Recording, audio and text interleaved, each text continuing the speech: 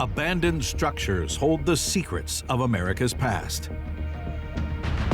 A canyon hides the ruined dreams of a couple who bet on America falling. It's really one of the most legendary places in Los Angeles.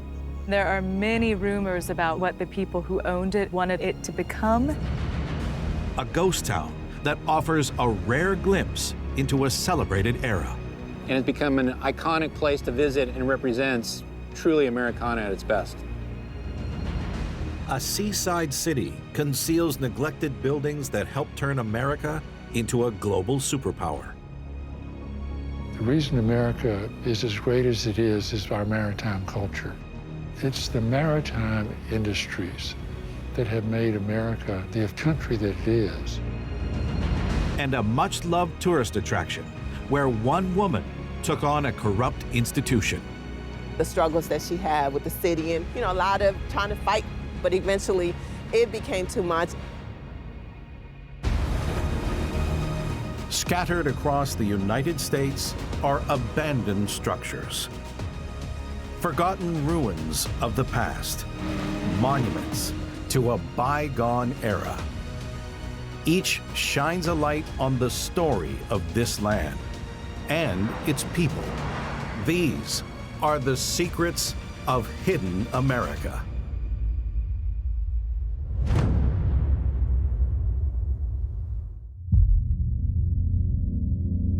"100 miles south of Las Vegas, in the Mojave Desert, is a town that helped turn this vast continent-spanning land into one unified country."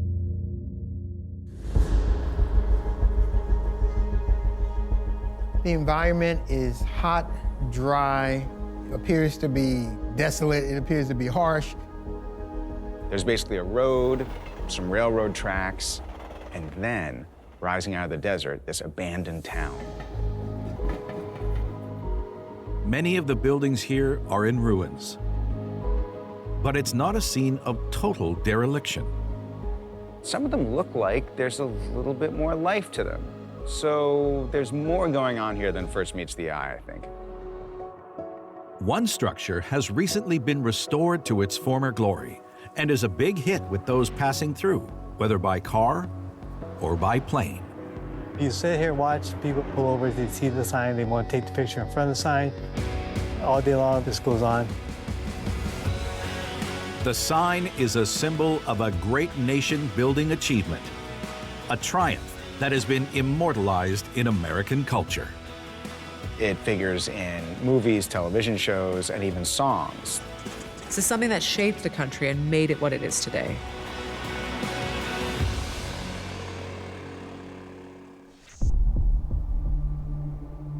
Albert Okura, a well-known restaurant chain owner in Southern California, bought this ghost town in 2005. The town, it was pretty much empty. All the buildings, there's no electricity, no water. It was just a shell. This is the town of Amboy, and Albert's restoration work is putting it back on the map. Amboy is getting more and more famous all over the world. And every day I wake up, I can't believe the opportunity to sit right in front of me. The reason for this town's fame begins long before Albert was on the scene. When you're exploring the grounds, you begin to realize that this story runs a lot deeper and a lot further back than you realized. The town was established in 1883. Evidence of its origin is now only noticeable to the well-trained eye. Typically, when you're traveling in the desert and you see the trees behind me, they're called salt cedars. And whenever you see them, they were usually planted by homesteaders. As you see along here in the railroad, they would have been used for windblock, and they're not native to the desert.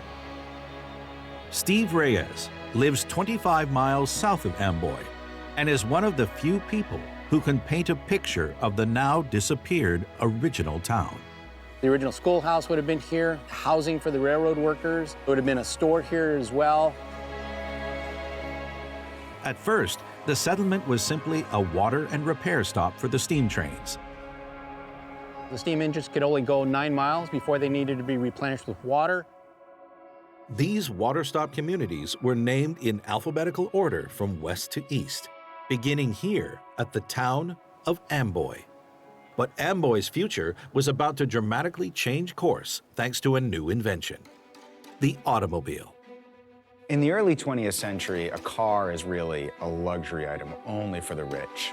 But the manufacturers work hard to try to make them a more affordable item. The revolutionary Ford Model T arrived in 1908, but good roads still lagged behind, especially outside of the cities. There was really nothing out here. There was dirt tracks if you were lucky. But then, over time, these start to develop into roads. In 1912, for the first time, Americans could take one road from East Coast to West Coast. It was called the National Old Trails Road. It came right through Amboy and would irreversibly change the town. As modern travel shifted away from the railroad, the residents and the buildings would have moved up towards the road. The road was now the focus of life in Amboy, but its love affair with automobiles was just getting started. We start off with the National Old Trails Road, which is a singular type of road, east to west, but we're progressing to a system, a network of roads. Arriving in 1926, the United States numbered highway system was the beginnings of the nationwide road network we recognize today. The road that was coming past Amboy was reclassified in this new system, and it would become an icon, the classic Route 66. The increasing traffic passing through Amboy caught the attention of a local man called Roy Crowell. Roy was a mechanic and his wife was a cook, so you put the two together and you are able to create a magnificent concept of the gas station, the cafe, a husband and wife. It's just a wonderful kind of story that America was built on. These type of hardworking people that could create something out of nothing. Roy and his wife built the service station and garage in 1938 and soon realized there was an opportunity for another business too. Behind the cafe, we have quite a large motel. We have 18 rooms, so it tells you how well this place was doing. It was booming. It was really a major thoroughfare of cars going up and down the highway. People were looking for rest stops. They needed a place to stay. And this being right in the middle of Needles and Barstow, it would be the natural place that people would stop. You could get something to eat, you could get gas up, and then you'd have a nice hotel where you can spend the night. But many people knew of Amboy because it had been a stop on a journey triggered by desperation. So Route 66, during the 1930s, we have a common belief that it was always this mode of travel for enjoyment. But really, during the Dust Bowl era, it took kind of a darker side. High winds churned up the bare and overplowed farmland in the American prairies, resulting in years of severe dust storms. Vast clouds of dust darkened the sky for days at a time. In many places, the dust drifted like snow, and residents had to clear it with shovels. Route 66 really offered people a lifeline out of the Dust Bowl. And in John Steinbeck's famous novel, The Grapes of Wrath, he even refers to it as the Mother Road, as if it was the absolute key to survival for all these people. Roughly 2.5 million people left the Dust Bowl states during the 1930s. It was one of the largest migrations in American history. I think that's an important part of American society because it really changed the demographics of America. There was a huge influx of people coming into California.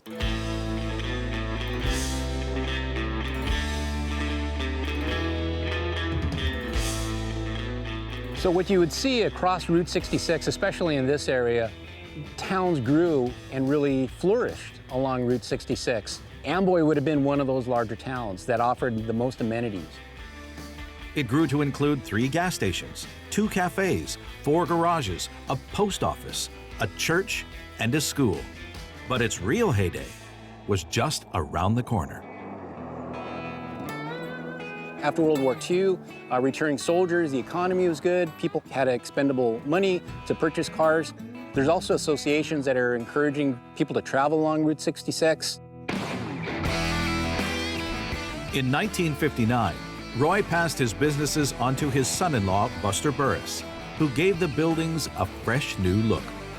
He also gave the town its now iconic sign. The sign and the hotel lobby are really absolute paradigms of the architecture of the time, this gooey modernism, as it was called. The new buildings gave Amboy a different aesthetic, but the flow of cars remained as steady as ever. I was fortunate enough to interview a California Highway Patrol officer, and the one thing he talked a lot about was how busy the traffic was. It was this major travel artery through the desert into California. But Amboy's glory days were numbered. There was one thing that changed overnight that basically shut the town down, and people moved away and walked away from their stores, locked their doors, never to come back. The death knell of this place was the opening of the new interstate just north of Amboy. It gave a more direct route from Needles to Barstow.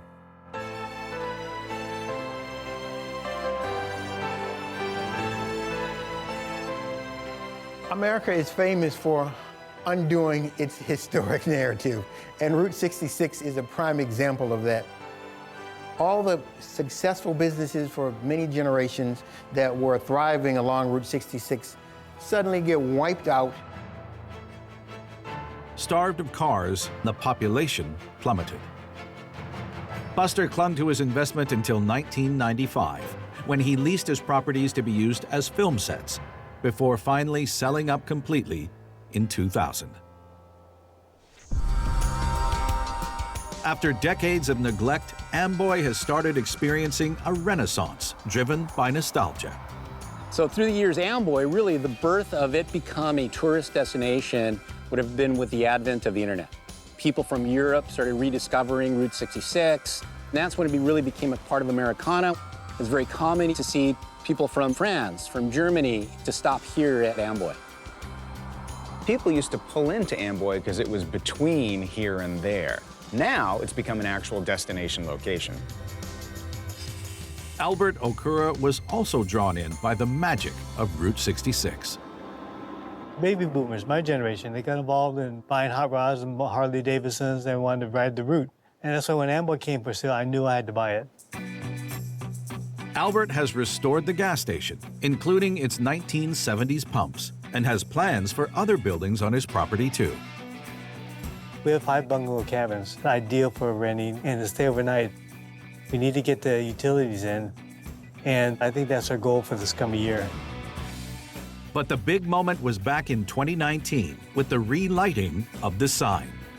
When we had a grand opening, we had a lot of people fly in, and we had up to 27 planes that day.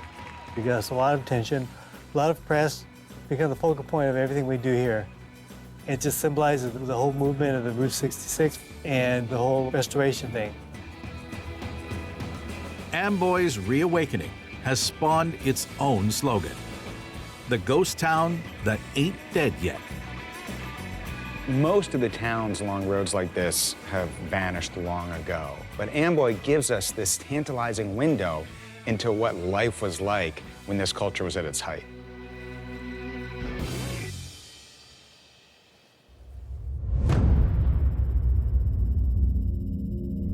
On the edge of Los Angeles lies a sprawling collection of ruins that shows how fringe societies can lurk in the most unexpected of places.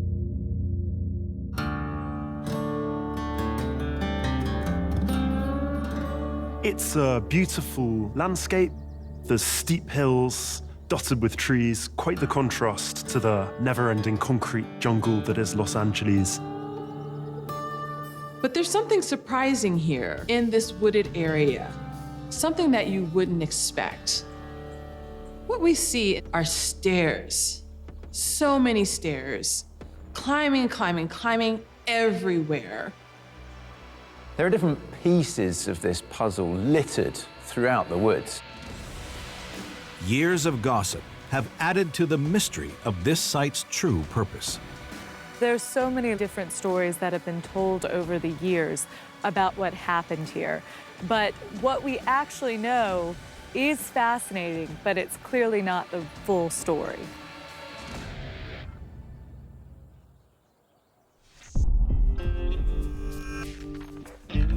Hadley Mears started researching the rumors about this place 20 years ago, after a hike here left her with unanswered questions she found too hard to ignore. This is one of the 2 giant industrial-sized tanks that the folks here put up. They were trying to build something where they would have their own fuel, their own water, and very little dependence on the outside world. Traveling deeper into the canyon, one building emerges from the trees that is the biggest hint yet as to the scale of this complex. So this is the pump house, and this is where the double generator was at one point and where the water pump, we believe, was, and there's still a tank back there. And then all around here is basically the infrastructure to build this self-sustaining utopia. And as you're walking through this immense property, you'll see water pipes everywhere, still lining from different culverts to the river.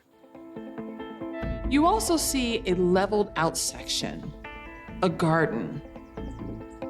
They were very, very extensively trees growing food so that they'd become totally insular and take care of themselves. The site has become known as Murphy Ranch. This infrastructure was built primarily during the mid to late 30s, purchased under the alias Jessie Murphy Widow. The project was a significant investment of time and money. What's so remarkable about Murphy Ranch is that this is a hard place to build. We're in a canyon in the middle of the mountains. You have to come down a very long dirt trail to get here. The roads are very rudimentary, yet somehow they built all of this infrastructure, spent around $4 million on Murphy Ranch. But the ruins that remain today don't begin to tell the whole story. What they had here was stage 1, effectively, the infrastructure. What was planned next would have been the real deal, the mansion itself. The project was never finished, but Hadley hunted down all the existing blueprints and discovered a surprising level of opulence. Common theme between all these different plans is that they're grand. There's a library, multiple parlors, multiple bedrooms. It really seems like a place for a head of state and their government, not a normal rich person's mansion. It has been said that what the owners were building here was to be based on National Socialist ideals. Some say this was meant to be a headquarters for the Nazis out on the West Coast, some kind of Nazi White House. The scant ruins and lack of evidence has only served to fuel the legends. But in 1975, an affidavit from a man called Dr. Vincent shone significant light on the mystery. That one piece of paper, which I have in my possession, is really where this entire legend comes from. For years, there have been rumors about this property. But when Dr. Vincent decided that he was interested in buying this estate, he had to listen to the story. And the owners of the property had quite the story to tell. There used to be a weird steel garage right here. And in this garage, a couple lived named Norman and Winona Stevens, and they owned all of this property. And it was in that garage Dr. Vincent initially heard what they had planned to do with it. Norman and Winona Stevens' rumored connection to Nazism grew from a relationship they had with a persuasive man called Herr Schmidt. Herr Schmidt is rather a mysterious and elusive character. We hardly know anything about him at all. There's just one article from the LA Times that reports that he was wanted by naval intelligence and ultimately rounded up. But it wasn't Mr. Schmidt's nefarious activities that drew in the couple. Winona claimed that she had long been interested basically in the occult and paranormal thought. He kind of convinced them both that he had these powers to see into the future, that they needed to build a self-sustaining, basically utopian colony based on National Socialist ideas, and that they needed to do it quickly because America was about to collapse. If Dr. Vincent's account is true, hidden somewhere within this canyon, a Nazi stronghold was planned in preparation of Hitler overthrowing America. Something that's not really discussed often in the history of Los Angeles is that there was a real history of Nazi supporters within this area. From a Nazi perspective, something that LA had going for it was its port. It wasn't monitored, so it was an easy access point for propaganda materials. The affidavit alludes to the Stevens connection to Nazism, using its alternative name, National Socialism. But there are also other stories that add weight to this claim. There are rumors floating around that neighbors saw some of these American Nazis, so-called silver shirts, doing paramilitary maneuvers in the gardens and marching up the stairs. We also know now that there were reports to government officials in Los Angeles who were involved in uprooting Nazis who were embedded in LA, that there was a mansion planned to be built in this area for fascist leaders. So there was some basis for all of these rumors.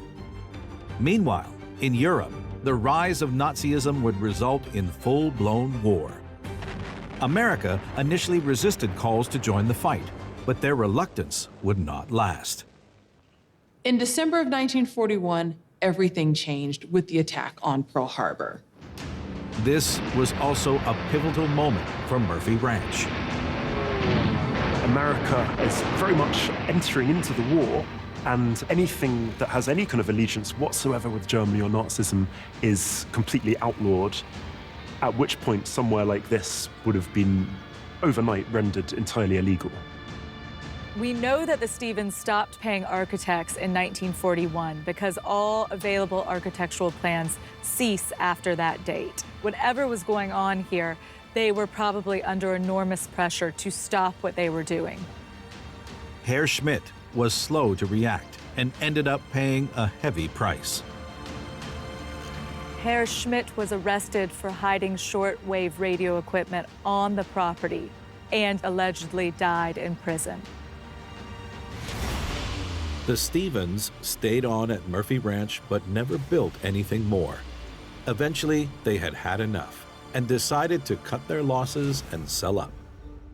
A local philanthropist was the buyer and turned it into an artist's retreat. This was actually a really special artist colony where folks could come for a certain amount of time and just focus on their writing.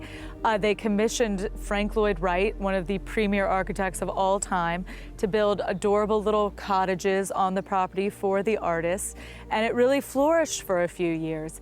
However, Huntington always overextended himself, began to lose money, and there was also always the threat of wildfires, and they closed the colony.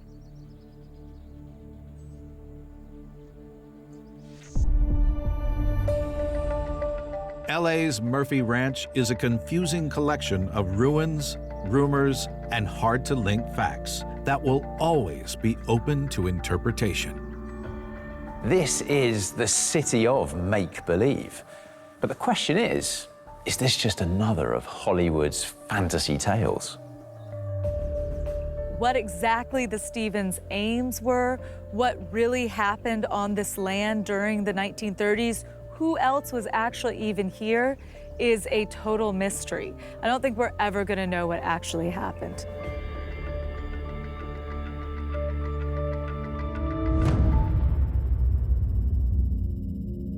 At the heart of America's Rust Belt, within the city limits of Detroit, is a monument to betrayal.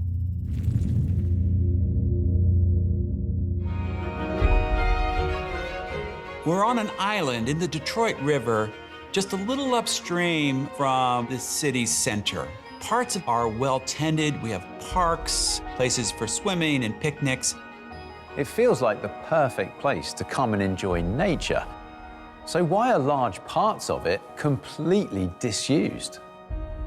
This is Belle Isle, and at its center is a dilapidated collection of structures walled off from the rest.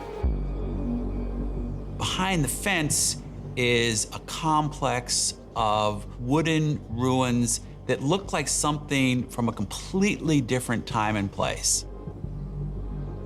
In some of the structures, you can make out these old, rusting cages, some with their doors just hanging open.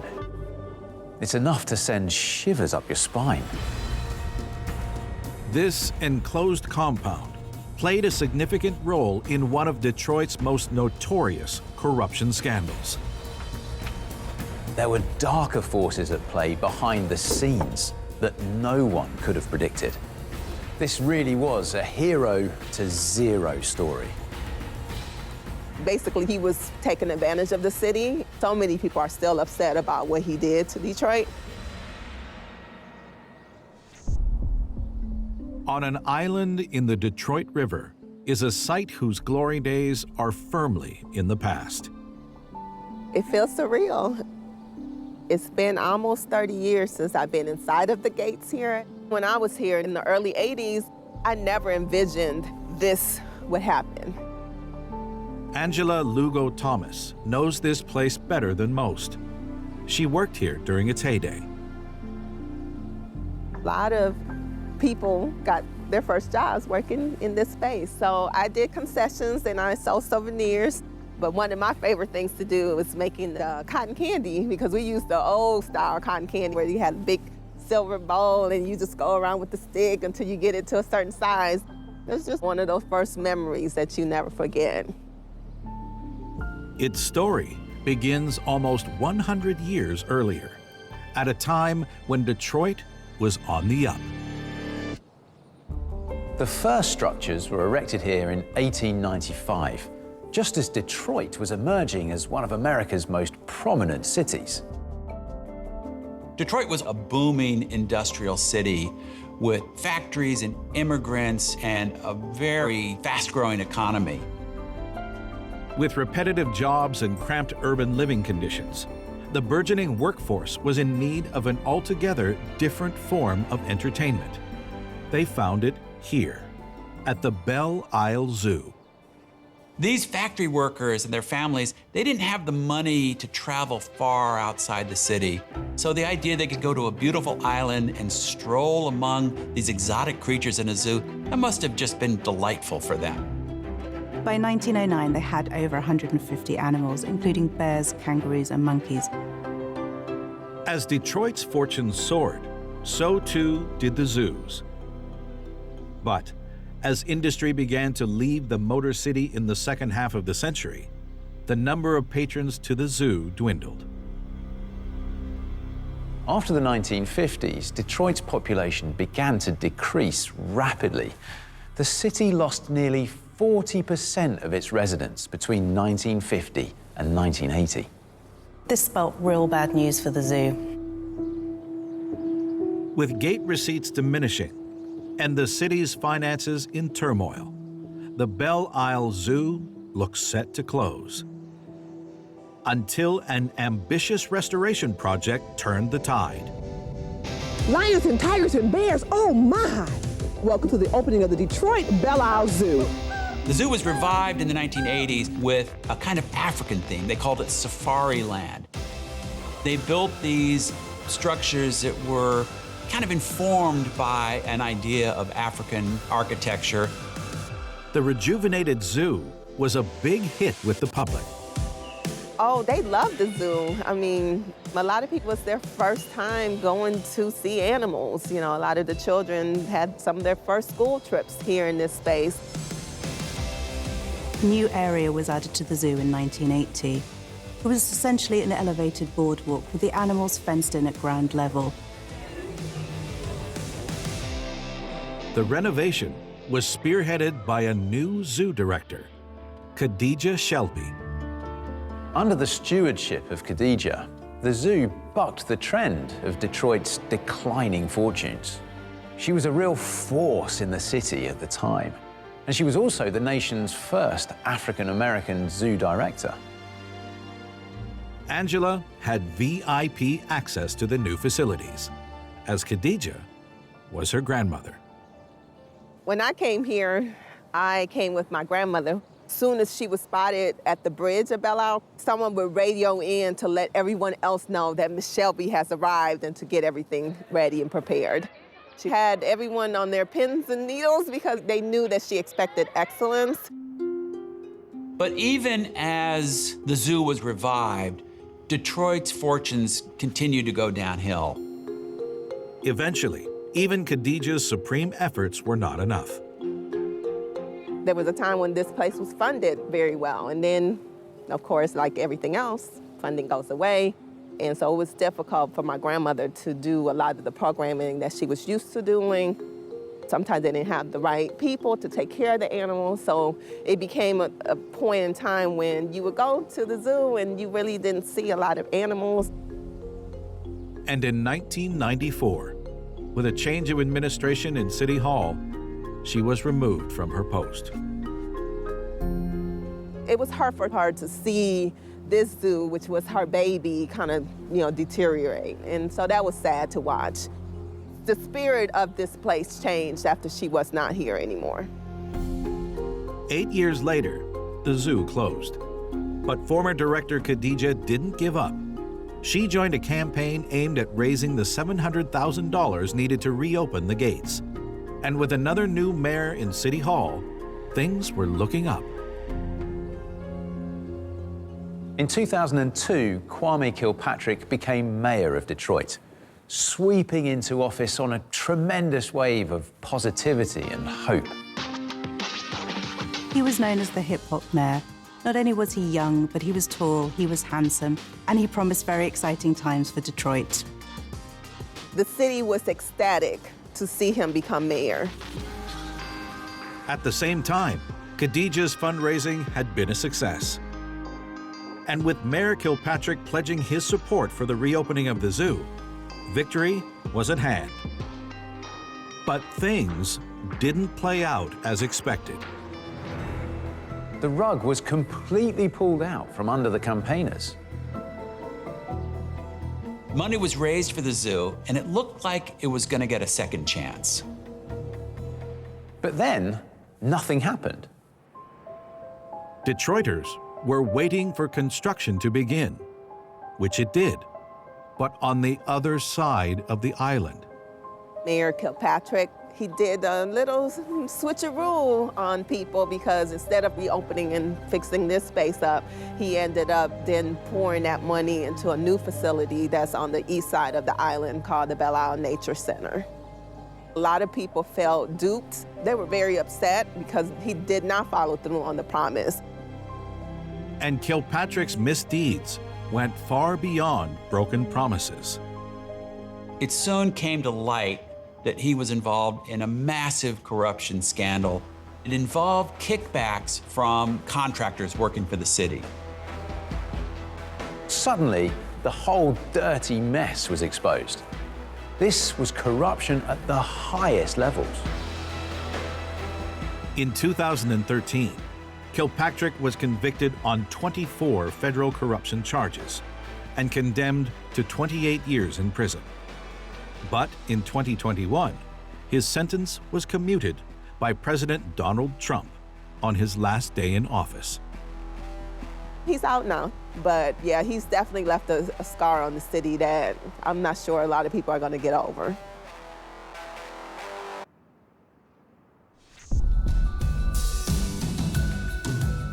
Although it's unlikely the Belle Isle Zoo will open again, Angela is hopeful the space can be reimagined in another form. Whether it's a nature preserve or maybe paintball, maze or whatever, just utilize the space because it is a big space just have vacant and nobody using it. As part of its revival, Detroit is rediscovering its waterfront. I suspect that within a few years, we'll see this restored into a beautiful place to visit and a resource for the people of Detroit.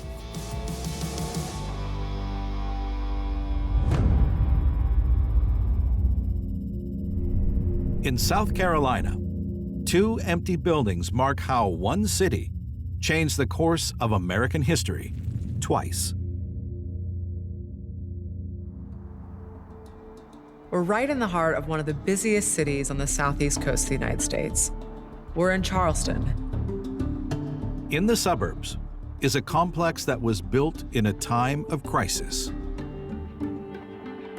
It's a weird, eerie feeling when you look at the inside of this large building. And as they say, if the walls could talk, we might be in trouble. And on the waterfront, a building that was once the beating heart of the city. Oh, this is one of those places that very few people know much about, but is really critical to the history of Charleston. These 2 buildings tell the story of how Charleston found redemption, and in doing so, helped give rise to modern America.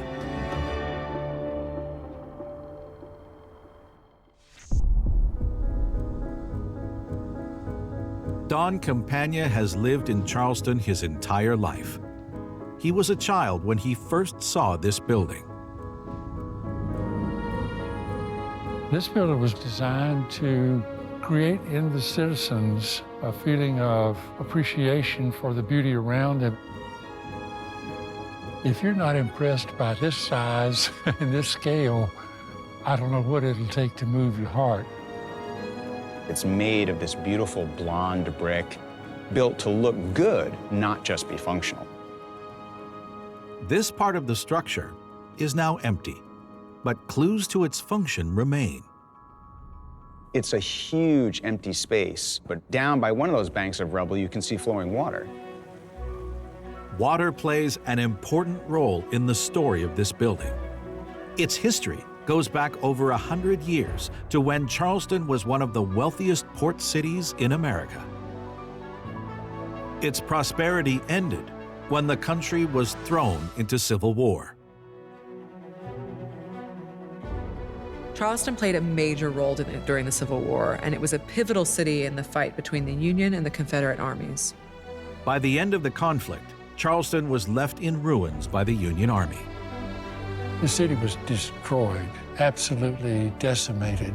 It wasn't just a military conflagration, it was civilian suffering as well. For decades, Charleston was a shadow of its former self. But in 1901, Congress gave the city a second chance by constructing a complex that would help transform the U.S. Navy. They built the Charleston Navy Yard. The Navy built one of the largest dry docks on the entire eastern seaboard right here in Charleston. The shipyard focused mainly on the resupply and repair of ships that were already in the fleet. The shipyard had a dry dock, crane, water pumps, and management buildings, creating thousands of new jobs.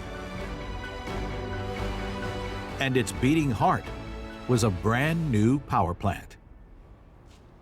This is industrial size. You really have to have something that can generate the electricity to power all of that equipment to build the ships that you need.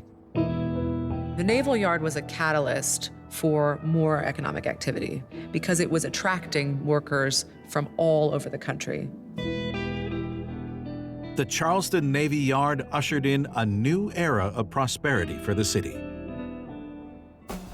But in 1917, the United States entered a new conflict. And the Yard was about to play a special role in keeping the country safe. During World War I, we had pretty much been a wooden boat Navy. And W1 gave the United States Navy a new steel-hulled fleet. That was as big a transition as we're seeing now between gas engines and electric cars.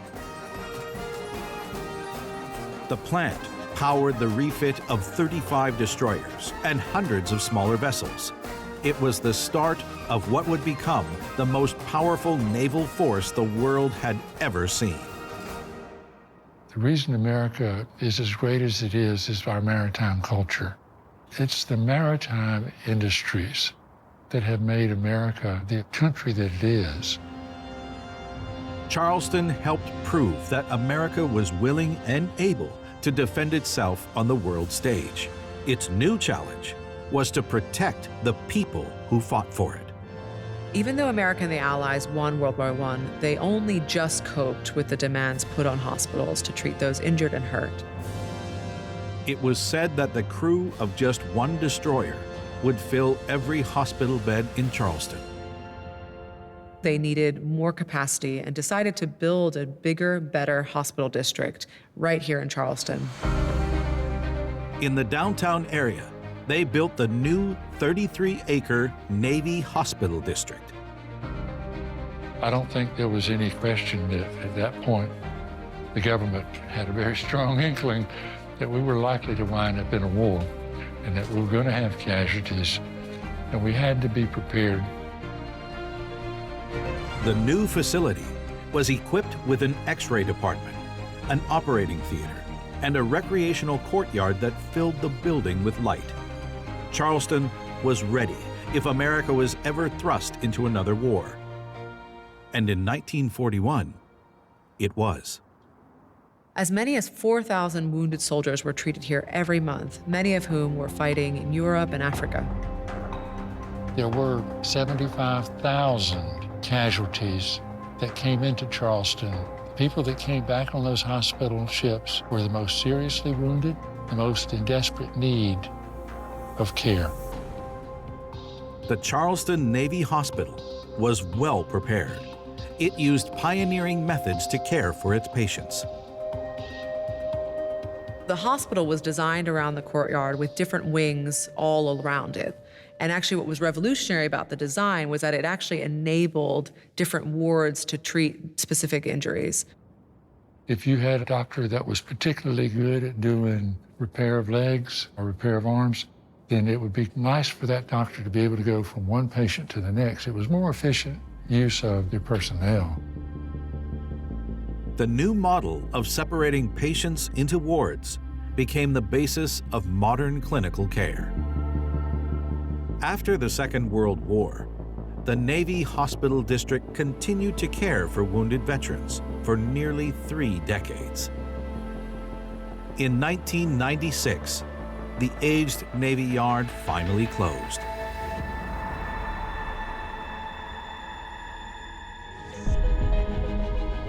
Today, Charleston is a cultural capital of the South, its history forged in 3 great conflicts. People like Don Campagna helped keep that history alive.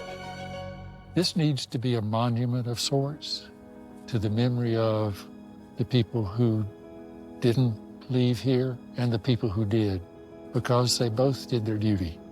If we're ever going to tell the story of that generation and their service and sacrifice, I can't think of a better place than a hospital that made them well and sent them home.